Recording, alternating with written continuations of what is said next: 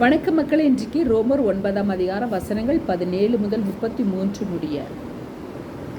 மேலும் என்னுடைய வல்லமையை உன்னிடத்தில் காண்பிக்கும்படியாகவும் என்னுடைய நாமம் பூமியில் எங்கும் பிரஸ்தாபமாகும்படியாகவும் உன்னை நிலைநிறுத்தினேன் என்று பார்வோனுடனே சொன்னதாக வேதத்தில் சொல்லியிருக்கிறது. ஆதலால் எவன் மேல் இரக்கமாயிருக்க சித்தமாயிருக்கிறாரோ அவன் மேல் இரக்கமாயிருக்கிறார். எவனை கடினப்படுத்த சித்தமாயிருக்கிறாரோ அவனை கடினப்படுத்துகிறார். இப்படியானால் அவர் இன்னும் ஏன் குற்றம் பிடிக்கிறார்? அவர் சித்தத்திற்கு எதிர்த்து நிற்பவன் யார் என்று என்னுடனே சொல்லுவாய். அப்படியானால் மனுஷனே தேவனோடு எதிர்த்து தர்க்கிக்கிற நீ யார்? உருவாக்கப்பட்ட வஸ்து உருவாக்கினவனை நோக்கி நீ என்னை ஏன் இப்படி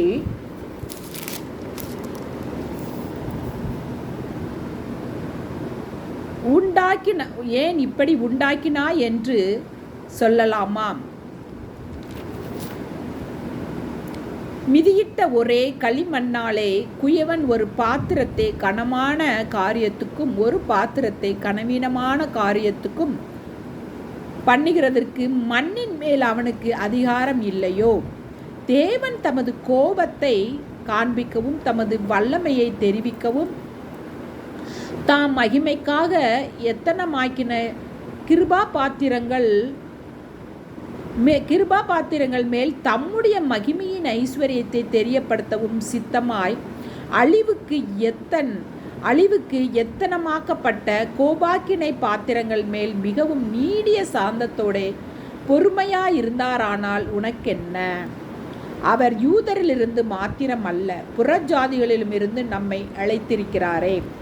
அந்தபடி எனக்கு ஜனங்கள் அல்லாதவர்களை என்னுடைய ஜனங்கள் என்றும் சிநேகிக்கப்பட்டவள் என்றும் சொல்லி அழைப்பேன்.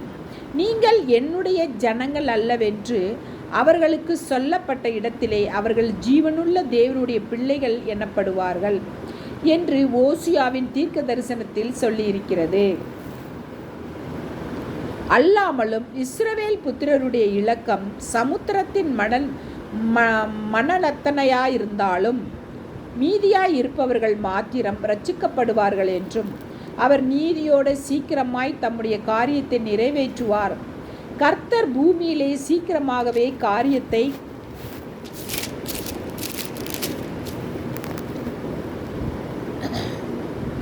நிறைவேற்றி முடிப்பார் என்றும் ஏசாயா இஸ்ரவேலை குறித்து சொல்லுகிறான். அல்லாமலும் ஏசாயா முன்னே சொன்னபடி சேனைகளின் கர்த்தர் நமக்குள்ளே ஒரு சந்ததியை மீதியாக வைக்காதிருந்தாரானால் நாம் சோதோமே போலாகி கோமராவுக்கு ஒத்திருப்போம்.